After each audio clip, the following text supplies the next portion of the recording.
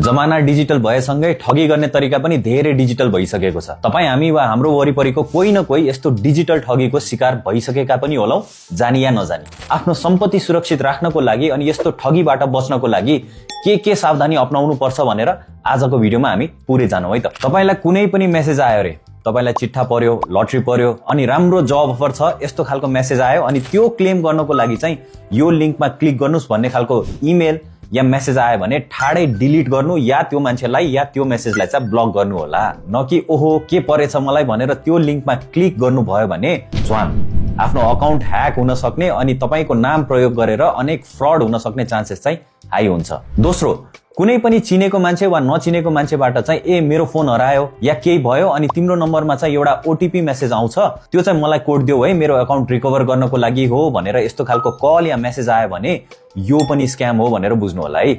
आफ्नो फोनमा आएको वान टाइम पासवर्ड जसलाई चाहिँ ओटीपी भनिन्छ त्यो कसैलाई पनि शेयर गर्नु हुँदैन। यदि गर्नु भयो भने तपाईको कुनै पनि अकाउन्ट या मोबाइल ब्याङ्किङ ह्याक हुन सक्ने सम्भावना धेरै हुन्छ। तेस्रो, कुनै पनि ब्याङ्क या फाइनान्शियल सर्भिस दिने संस्थाले तपाईसँग कहिले पनि पासवर्ड, ओटीपी, पिन या कार्डको डिटेल्स या डेबिट कार्डको पछाडि हुने त्यो 3टा डिजिटको नम्बर जसलाई चाहिँ सीवीवी भनिन्छ कहिले पनि माग्दैन। तपाईको पासवर्ड, ओटीपी या पिन दिनुस् त तपाईको अकाउन्टमा केही समस्या आएको छ, हामी चाहिँ भेरिफाई गर्छौं भनेर खालको यस्तो कल या मेसेज आयो भने बुझ्नुस् त्यो ठग हो। चौथो, आज यति पैसा हाल्नु भयो भने भोलि डबल हुन्छ, एक महिनामा नै 4 या 5 गुना हुन्छ, क्रिप्टोमा इन्भेस्ट गरे यति कमाउन सकिन्छ, नेपालमा बसी भन्ने खालको अनेक स्किम्स सबै नै स्क्याम हुन्। पाँचौं, फेसबुक, इन्स्टाग्रामतिर मलाई एकदमै गाह्रो परेको छ, अहिलेलाई केही पैसा सापटी पठाउन भनेर चिनेकै मान्छेकोबाट पनि मेसेज आयो भने पनि फोनमा एकचोटि आफैले त्यो मान्छेसँग नबोलिकिन न पैसा पठाउने, न ई सेवामा ब्यालेन्स पठाउने, न क्यूआर गर्ने। धेरै जनाको यस्तो केसेस छ जहाँ चाहिँ अकाउन्ट ह्याक हुन्छ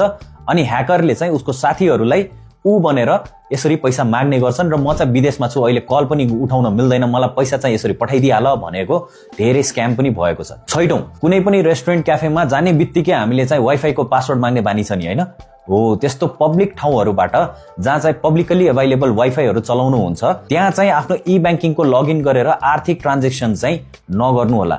VPN पनि सधैँ सेफ हुँदैन, सो VPN अन गरेर पनि कुनै पनि ब्याङ्किङ अफिसियल वेबसाइटहरू खोलेर चाहिँ आफ्नो युजर नेम पासवर्ड राखेर चाहिँ ब्याङ्क अकाउन्ट एक्सेस नगर्दाखेरि चाहिँ तपाईको रिस्क एकदमै कम हुन्छ। जहिले पनि आफ्नो एउटै डिभाइस घरबाट वा अफिसको सिक्योर वाइफाईबाट मात्र फाइनान्शियल वेबसाइट्सहरू खोलेर चाहिँ यस्तो ठुल्ठुलो ट्रान्जेक्सनहरू गर्नु होला। यति 6वटा कुरामा ध्यान राख्नु भयो भने तपाईहरु चाहिँ अनेक स्क्याम्स र ठगीबाट चाहिँ धेरै टाढा बस्न सक्नुहुन्छ।